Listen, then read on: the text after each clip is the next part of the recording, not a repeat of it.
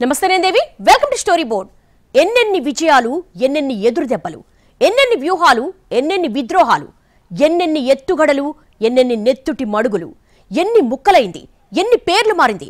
ఒకటా రెండా 50 ఏళ్ల ఉద్యమం, ఒకరా ఇద్దరా వేల మంది అమరుల త్యాగం ఒకే ఒక కగారు దెబ్బకి కకావికలమైపోయిందా? నక్సల్బరీలో మొదలై దండకారణ్యంలో ముగిసిపోతోందా? ఈ వైఫల్యానికి కారణాలేంటి? నక్సల్ సిద్ధాంతానికి కాలం చెల్లిందా? మార్కెట్ మాయాజాలం ముందు ఆయుధ పోరు అరణ్య రోదనేనా? కారు, ఫ్లాటు, కెరీర్ కోరుకునే తరంలో నేల, నీరు, అడవిని కాపాడుకునే యుద్ధాలు అవుట్డేటెడ్ అయ్యాయా?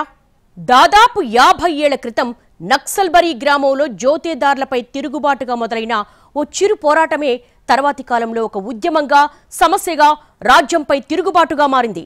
బెంగాల్ నుంచి శ్రీకాకుళం, తెలంగాణ, దక్షిణ మధ్య భారతదేశాల మీదుగా ఒక దశలో దేశమంతా వ్యాపించిన ఉద్యమం గడిచిన 2 దశాబ్దాలుగా క్షీణదశలో ఉంది.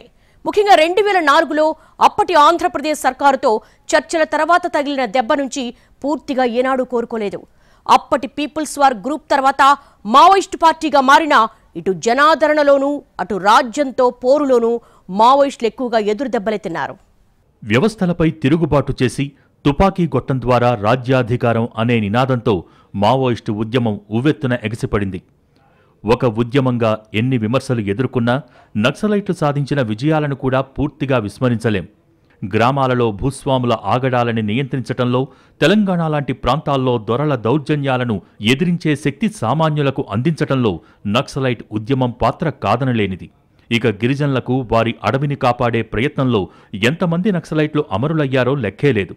ఈ పోరాటంతోనే ఒక దశలో అబూజ్మడ్ అడవుల్లో అన్నాల రాజ్యమే నడిచింది. అలాగని నక్సలైట్ ఉద్యమంలో లోపాలు లేవని కాదు. పూర్తిగా సాయుధ పోరాటాన్నే నమ్ముకోవటం, సమాజం నుంచి అడవుల్లోకి తమను తాము నెట్టేసుకోవటం, మారుతున్న సమాజాన్ని అర్థం చేసుకోకపోవటం, కులం, మతం, కన్జ్యూమరిజం లాంటి ధోరణులతో జనం ఆసక్తుల్లో, అవసరాల్లో వస్తున్న మార్పులను గమనించకపోవటం మావోయిజం చేసిన పొరపాట్లే. ఇవి కాక టెక్నాలజీ మోజులో మొబైల్ ఫోన్స్, ల్యాప్టాప్ల వినియోగం కూడా మావోయిస్టుల ఉనికిని భద్రతా దళాలకు తేలికగా అందించింది. 2026 మార్చి 31 నాటికి మావోయిస్టుల్ని ఏరేస్తామని ప్రకటించిన కేంద్రం ఆలోపే లక్ష్యాన్ని సాధించేందుకు ఉరకలు వేస్తోంది. ఒకవైపు అధినాయకుల లొంగుబాట్లు, ఎన్కౌంటర్లు జరుగుతుంటే ఇక తమ పోరాటమెందుకు, ఎవరికోసం అన్న అంతర్మథనం కేడర్లో వినిపిస్తోంది. గత 5 ఏళ్లలో మావోయిస్టు ప్రభావిత ప్రాంతాలలో రోడ్లు, ఇతర మౌలిక సదుపాయాలు, వైద్య సేవలతో ఆదివాసీలకు దగ్గరవుతూ వచ్చిన బలగాలు వారి ద్వారా మావోల సమాచారం తెలుసుకున్నాయి. టైం చూసి అటాక్ చేయటం మొదలుపెట్టాయి. ఈ ఏడాది జనవరి నుంచి మరింత దూకుడు పెంచాయి బలగాలు. మావోయిస్టుల గుప్పెట్లోని ప్రాంతాలన్నింటినీ ఒక్కొక్కటిగా బలగాలు చేజిక్కించుకోవటం స్టార్ట్ చేశాయి. ఇక గత 2 ఏళ్లలో 800 మంది మావోయిస్టులు సరెండర్ అయ్యారు. ముఖ్యంగా ఈ ఏడాది ఇప్పటివరకు 200 మందికి పైగానే లొంగిపోయారు. ఇలా లొంగుబాట్లు, ఎన్కౌంటర్లతో అబూజ్మడ్లో మావోయిస్టులు మనుగడ కోసం పోరాడే పరిస్థితులు కనిపిస్తున్నాయనే అభిప్రాయాలు వ్యక్తమవుతున్నాయి. 2024 ప్రారంభం నుంచి వరుస ఎన్కౌంటర్స్తో ఛత్తీస్గఢ్ అడవులు దద్దరిల్లుతున్నాయి. వరుసపెట్టి మావోయిస్టు అగ్రనేతలు చనిపోతూ ఉండటం ఆ సంస్థకు దెబ్బ మీద దెబ్బగా చెప్పాలి. మావోయిస్టులపై పోలీసుల ద్విముఖ వ్యూహం ఫలిస్తోంది. ఒకవైపు ఆపరేషన్ కగార్ పేరిట వరుస ఎన్కౌంటర్లు, మరోవైపు లొంగుబాట్లను ప్రోత్సహిస్తూ ఉండటంతో మావోయిస్టు పార్టీ భారీగా నష్టపోతోంది. గత ఏడాది పోలీస్ ఎన్కౌంటర్లలో 357 మంది చనిపోగా ఈ ఏడాది ఇప్పటికే 70 మందికి పైగా ప్రాణాలు కోల్పోయారు. వీరిలో మావోయిస్టు పార్టీ కేంద్ర ప్రధాన కార్యదర్శి నంబాల కేశవరావు సైతం ఉన్నారు. మరో 412 మంది మావోయిస్టులు పోలీసుల ఎదుట లొంగిపోయారు. వీరిలో 2 కేంద్ర కమిటీ, 3 రాష్ట్ర కమిటీ సభ్యులున్నారు. ఇప్పుడు 4.5 దశాబ్దాల పాటు ఉద్యమంలో ఆరితేరిన పొలిట్ బ్యూరో సభ్యుడు మల్లోజుల వేణుగోపాల్ 60 మంది మావోయిస్టులతో కలిసి మహారాష్ట్ర సీఎం సమక్షంలో లొంగిపోయారు. వరుస ఎన్కౌంటర్లు, లొంగుబాట్లతో మావోయిస్టు పార్టీ కేడర్ కకావికలమవుతోంది. దేశంలో 2026 మార్చి కల్లా మావోయిస్టులను తుదముట్టించాలన్న లక్ష్యంతో 2024 జనవరి నుంచి కేంద్ర ప్రభుత్వం ఆపరేషన్ కగార్ మొదలుపెట్టింది. Special task force, CRPF, ITBP, DRD, C60, SOG బలగాలతో 20,000 మంది పోలీసులు, జవాన్లు దండకారణ్యాన్ని జల్లెడపడుతున్నారు. హెలికాప్టర్లు, డ్రోన్లు, భారీ వెహికల్స్ సహాయంతో ఒక్కో ప్రాంతాన్ని స్వాధీనం చేసుకుంటూ ముందుకు సాగుతున్నారు. దేశంలో 2014లో 126 జిల్లాలలో మావోయిస్టు ప్రభావిత ప్రాంతాలు విస్తరించి ఉండగా 2024 నాటికి 38 జిల్లాలకు తగ్గిపోయింది. అది కాస్త ఈ ఏడాదిన్నర వ్యవధిలో ఛత్తీస్గఢ్లోని బీజాపూర్, కాంకేర్, నారాయణపూర్, సుకుమా, జార్ఖండ్లోని వెస్ట్ సింగ్భూమ్, మహారాష్ట్రలోని గడ్చిరోలి జిల్లాలకు పరిమితమైంది. ఈ ఏడాది మేలో నారాయణపూర్, బీజాపూర్, దంతెవాడ జిల్లాల సరిహద్దుల్లో ఉన్న అడవుల్లో భద్రతా దళాలతో జరిగిన భారీ ఎన్కౌంటర్లో మావోయిస్టు అగ్రనేత, కేంద్ర ప్రధాన కార్యదర్శి నంబాల కేశవరావు సహా 27 మంది మావోయిస్టులు మృతి చెందారు. దీంతో మావోయిస్టులకు గట్టి ఎదురుదెబ్బ తగిలింది. ప్రధాన కార్యదర్శి స్థాయి నేత ఎన్కౌంటర్లో మరణించటం 30 ఏళ్లలో ఇదే తొలిసారని హోంమంత్రి అమిత్ షా స్వయంగా ప్రకటించారు. దీనికంటే ముందు కర్రెగుట్టల్లో జరిగిన ఎన్కౌంటర్లో ఒకేసారి 31 మంది మావోయిస్టులు చనిపోయారు. మావోయిస్టు అగ్రనేతల్లో నెలకొన్న సైద్ధాంతిక విభేదాలతో మావోయిస్టు పార్టీ కేడర్ సతమతమవుతోంది. ఆయుధాలు వీడి జనంతో కలిసి పోరుబాట పట్టాలని కొందరు, ఆయుధాలు వీడేది లేదు, సాయుధ పోరాటమే తమ ఊపిరని మరికొందరు మావోయిస్టులు బహిరంగంగా లేఖలు రిలీజ్ చేస్తున్నారు. దీంతో ఈ పరిస్థితులను పోలీసులు తమకు అనుకూలంగా మలుచుకుంటున్నారు. కేంద్ర, రాష్ట్ర ప్రభుత్వాలు మావోయిస్టులపై అణచివేతను తీవ్రతరం చేయటంతో మావోయిస్టు పార్టీ అగ్రనేతలంతా దండకారణ్యానికి మకాం మార్చారు. ఇక్కడ north Bastar, Maad, Gadchiroli, south Bastar, PLGA కమిటీలదే కీలక పాత్ర. ఇటీవల కేంద్ర కమిటీ పొలిట్ బ్యూరో సభ్యులు మల్లోజుల వేణుగోపాల్ ఇచ్చిన ఆయుధాలు వీడుదాం అనే పిలుపుకు 3 కమిటీలు ఆమోదం తెలపగా హిడ్మా, తిప్పరి తిరుపతి అలియాస్ దేవ్జీ నేతృత్వం వహించే కమిటీలు వ్యతిరేకించాయి. ఇప్పుడు మల్లోజుల వేణుగోపాలరావు లొంగిపోవటంతో మరికొంతమంది కీలక నేతలు లొంగిపోవచ్చని పోలీసులు భావిస్తున్నారు. ప్రస్తుతం సెంట్రల్, స్టేట్, జిల్లా, జోనల్, డివిజన్ కమిటీలతో పాటు జన్తన్ సర్కార్లో సుమారు 5,000 నుంచి 6,000 మంది వరకు మావోయిస్టులు పనిచేస్తున్నట్టు పోలీస్ ఇంటెలిజెన్స్ వర్గాలు పేర్కొంటున్నాయి. అయితే మావోయిస్టు నేతల మధ్య ఏర్పడ్డ విభేదాలను ఛత్తీస్గఢ్, తెలంగాణ రాష్ట్రాల పోలీసులు పసిగట్టి మావోయిస్టులు పెద్ద సంఖ్యలో లొంగిపోయేలా వ్యూహం పన్నుతున్నారు. ఇందుకు మాజీ మావోయిస్టులు, కొంతమంది రాజకీయ నేతలు, ఇతరుల సహాయం తీసుకుని మావోయిస్టు నేతలతో టచ్లోకి వెళ్తున్నారు. గడిచిన 10 ఏళ్లలో 8,000 మంది మావోయిస్టులు హింసా మార్గాన్ని విడిచిపెట్టారు. మావోయిస్టు ప్రభావిత ప్రాంతం 18,000 చదరపు కిలోమీటర్ల నుంచి 4,200 చదరపు కిలోమీటర్లకు తగ్గింది. 2010-24 మధ్య నక్సల్స్ హింస 81%, మరణాలు 85% తగ్గినట్టు కేంద్రం విడుదల చేసిన బ్రేకింగ్ రెడ్ గ్రిప్ నివేదిక చెబుతోంది. ఈ పరిస్థితుల్లో మావోయిస్టు పార్టీలో దాదాపు 2వ స్థానంలో చెలామణి అవుతున్న మల్లోజుల వేణుగోపాల్ లొంగిపోవటం ఆ పార్టీకి అతిపెద్ద ఎదురుదెబ్బని పోలీసులు భావిస్తున్నారు. వరుస ఎన్కౌంటర్స్లో కీలక నేతలు చనిపోవటంతో పాటు వరుసగా లొంగుబాట్లు జరుగుతున్న తరుణంలో మావోయిస్టు ఉద్యమం బలహీనపడుతోందన్న ప్రచారం తీవ్రస్థాయికి చేరుతోంది. మల్లోజుల వేణుగోపాల్ 1981లో తాను ఎంచుకున్న సిద్ధాంతం కోసం అడవి బాట పట్టారు. మొదటగా ఏటూరు నాగారం దళం సభ్యుడిగా ఉద్యమ ప్రస్థానాన్ని ప్రారంభించారు. 1982లో మహదేవ్పూర్ పోలీసులు మల్లోజులను అరెస్ట్ చేయగా 1983లో విడుదల కావడంతో తిరిగి దళంలోకి వెళ్లారు. 1993లో డీకేఎస్ఆర్సీ సెక్రటరీగా ఎన్నికయ్యారు. 1995లో కేంద్ర కమిటీ సభ్యుడిగా ఎన్నికయ్యారు. 2007లో పొలిట్ బ్యూరో మెంబర్గా పదోన్నతి లభించింది. పార్టీలో అంచెలంచెలుగా ఎదుగుతూ కీలకంగా మారారు. కొన్ని రోజుల కిందటే మల్లోజుల మావోయిస్టు పార్టీకి రాజీనామా చేసినట్టు వార్తలొచ్చాయి. ఆయుధాలను వదులుకుని ప్రధాన స్రవంతిలో కలవాలని, తమను తాము రక్షించుకోవాలని, అర్ధరహిత త్యాగాలు చేయవద్దని కార్యకర్తలకు ఆయన ఒక లేఖలో పిలుపునిచ్చారు. ప్రస్తుత పరిస్థితుల్లో తాను మల్లోజుల సహచరులకు రాసిన లేఖలో పేర్కొన్న కీలక పాయింట్లు విస్మరించలేనివనే చర్చ కూడా జరుగుతోంది. జన్తన్ సర్కార్ ఇచ్చిన భూముల పట్టాలకు విలువ లేకపోవటం, ఆధార్ కార్డులు తీసుకోవటాన్ని వ్యతిరేకించడం లాంటి కొన్ని చర్యల్ని మాత్రమే మల్లోజుల ప్రస్తావించారు. కానీ కొన్నేళ్లుగా మావోయిస్టులు ఆధునిక సమాజ పోకడల్ని పట్టించుకోకపోవటమే కొంపముంచింది అనేది బహిరంగ రహస్యం. అత్యంత ప్రతిభావంతుల్ని ఉద్యమంలోకి ఆకర్షించినప్పుడు ఉవ్వెత్తున ఎగసిన మావోయిస్టు ఉద్యమం కొత్త రిక్రూట్మెంట్లు ఆగిపోయాక క్రమంగా బలహీనపడుతూ వచ్చింది. ఇప్పుడు ఏకంగా అస్తిత్వ పోరాటం చేయాల్సిన దుస్థితికి చేరుకుంది. దేశంలో నక్సల్బరీ ఉద్యమ పుట్టుకను వసంతకాల మేఘగర్జనగా అభివర్ణిస్తారు. సాయుధ రైతాంగ పోరాట స్ఫూర్తితో జగిత్యాల జైత్రయాత్ర విజయంతో పీపుల్స్ వార్ బాగా బలపడింది. ఆ తర్వాత మావోయిస్టు కమ్యూనిస్టు సెంటర్తో విలీనమై మావోయిస్టు పార్టీగా రూపాంతరం చెందింది. పశ్చిమ బెంగాల్ డార్జిలింగ్ జిల్లా నక్సల్బరీలో పెల్లుబికిన భూస్వామ్య వ్యతిరేక రైతాంగ పోరాటం దేశానికి కొత్త దారి చూపించింది. అలా మొదలైన నక్సల్బరీ ఉద్యమం శ్రీకాకుళం, జగిత్యాల పోరాటాల స్ఫూర్తితో దేశమంతా విస్తరించింది. ఉమ్మడి ఆంధ్రప్రదేశ్లో పీపుల్స్ వార్ గ్రూప్ ఏర్పాటుతో నక్సలైట్ కార్యకలాపాలు ఊపందుకున్నాయి. కొండపల్లి సీతారామయ్య నేతృత్వంలో ఏర్పడ్డ పీపుల్స్ వార్ గ్రూప్ మొదట ఆంధ్రాకే పరిమితమైంది. జగిత్యాల జైత్రయాత్ర తర్వాత వరంగల్ కేంద్రంగా తెలంగాణలో కూడా వేళ్లూనుకుంది. నక్సలైట్లు అడవుల్లో పోరాడుతుంటే వారికి వెన్నుదన్నుగా అనుబంధ సంఘాలు కీలక పాత్ర పోషించాయి. ఒకవైపు యూనివర్సిటీల్లో సైద్ధాంతిక నేపథ్యం ఉన్న వాళ్ల అండదండలు, మరోవైపు విద్యార్థి సంఘాల చురుకైన పాత్రతో క్యాడర్ రిక్రూట్మెంట్ కూడా సులభంగా జరిగిపోయింది. ఉమ్మడి ఆంధ్రప్రదేశ్లో నక్సలైట్ల పట్ల ప్రభుత్వాలు ద్విముఖ వ్యూహం అనుసరించాయి. ఒకవైపు నక్సలైట్ ఉద్యమాన్ని బలహీనపరిచే చర్యలు తీసుకోవడంతో పాటు లొంగిపోయిన వారికి క్షమాభిక్ష పెట్టి గౌరవంగా బతికే అవకాశం కల్పించటం, నగదు ఇవ్వటం లాంటి పనులు చేశాయి. ఉమ్మడి రాష్ట్రంలో వెంగళరావు సీఎంగా ఉన్నప్పుడు మావోయిస్టుల్ని తీవ్రంగా అణిచివేశారు. నక్సల్బరీ, శ్రీకాకుళంలో చెలరేగిన ఉద్యమం తెలంగాణలో విస్తరించడానికి ప్రయత్నాలు చేస్తున్న సమయంలో ప్రభుత్వం దాన్ని సీరియస్గా తీసుకుంది. నక్సలైట్లను సంఘ విద్రోహ శక్తులుగా పరిగణించాలని పోలీసులకు ఆదేశాలు వెళ్లాయి. అప్పట్లో నక్సలైట్లు బయట కనిపిస్తే స్తంభానికి కట్టేసి చంపేసేవారని చెప్పుకునేవారు. నక్సల్స్ ప్రభావిత ప్రాంతాలలో పేదలకు సంక్షేమ కార్యక్రమాలు కూడా మొదలుపెట్టారు. భూ సంస్కరణ ప్రకటనలు అమల్లోకి రాలేదు.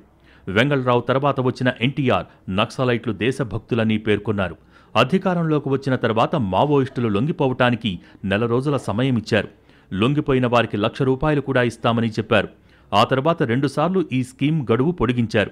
ముక్కు సుబ్బారెడ్డి లాంటి బలమైన నేత లొంగిపోవటంతో ఈ స్కీమ్ పాపులర్ అయింది. కానీ భూ సంస్కరణలు మాత్రం అమలుకు నోచుకోలేదు. రాష్ట్రంలో క్రమంగా నక్సలైట్ హింస పెరిగింది. ఆ తర్వాత చెన్నారెడ్డి కూడా మావోయిస్టుల పట్ల సాఫ్టుగానే ఉన్నారు. జైళ్లలో మగ్గుతున్న మావోయిస్టు ఖైదీల్ని విడుదల చేశారు. మావోయిస్టు అనుబంధ సంఘాల చట్టబద్ధమైన కార్యకలాపాలకు అనుమతిచ్చారు. 9 మావోయిస్టు ప్రభావిత జిల్లాల్లో సంక్షేమ పథకాలకు శ్రీకారం చుట్టారు.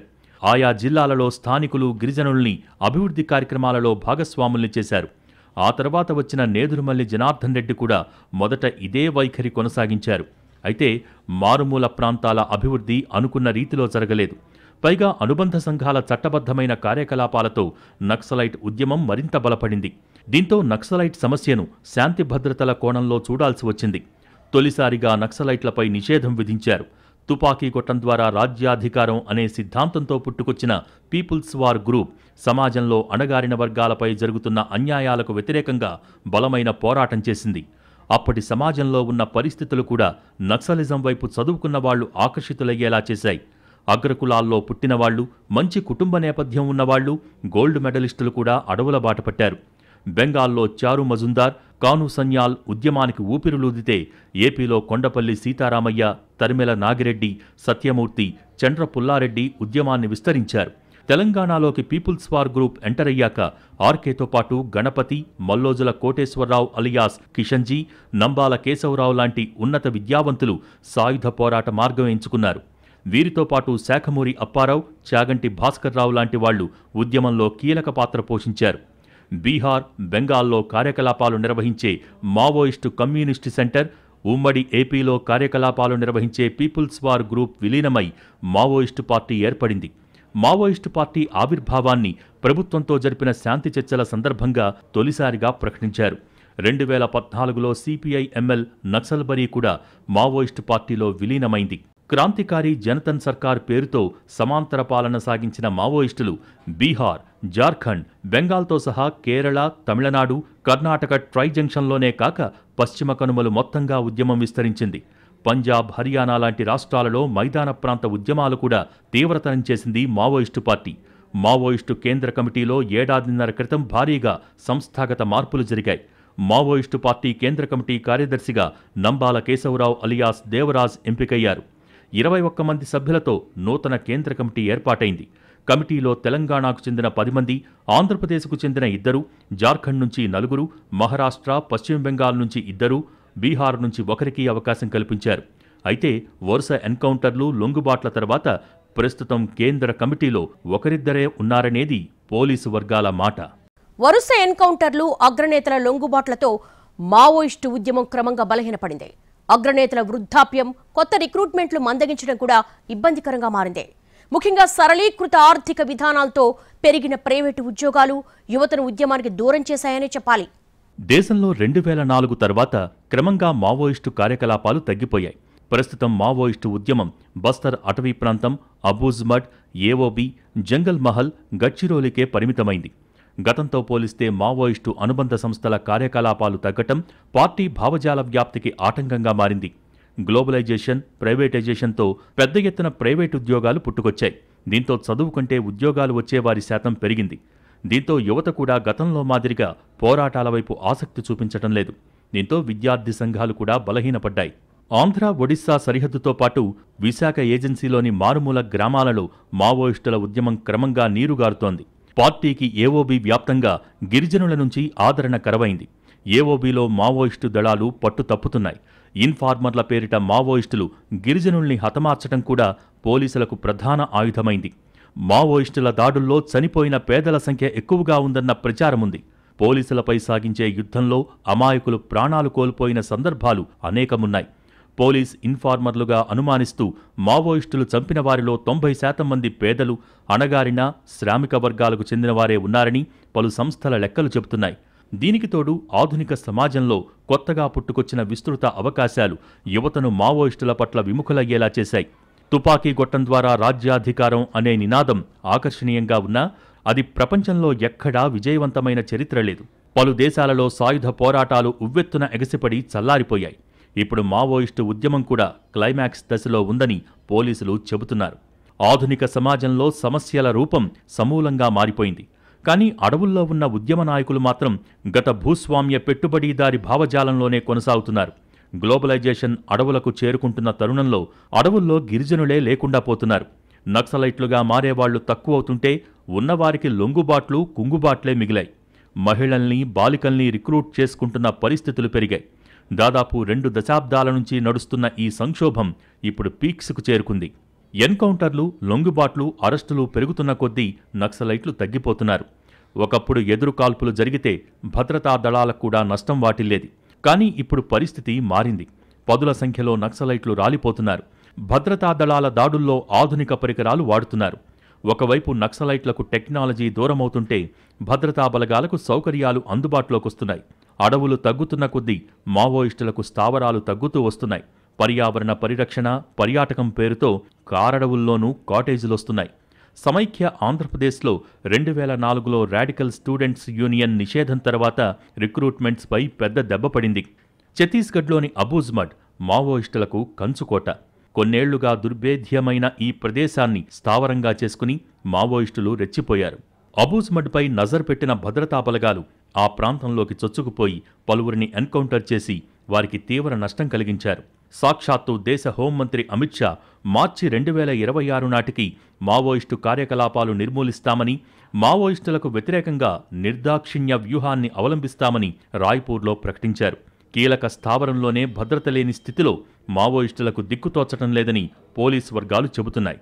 కాలానుగుణంగా పోరాట పంథా మారకపోవటమే మావోయిస్టు ఉద్యమ ప్రస్తుత దుస్థితికి కారణమని సానుభూతిపరులు కూడా ఒప్పుకోక తప్పని స్థితి. అంతిమ దశలో కూడా మల్లోజుల వేణుగోపాల్ సలహాను సానుకూలంగా తీసుకోకపోవటం మరింత నష్టం చేస్తుందనే చర్చ కూడా జరుగుతోంది. మిగిలిన ఉన్న కొంతమంది క్యాడర్నైనా కాపాడుకోవాలని, వారి ప్రాణాల్ని పణంగా పెట్టే యుద్ధానికి ముగింపు పలకాలని మల్లోజుల సూచించిన మావోయిస్టులు మాత్రం చెవికెక్కించుకోవటం లేదు.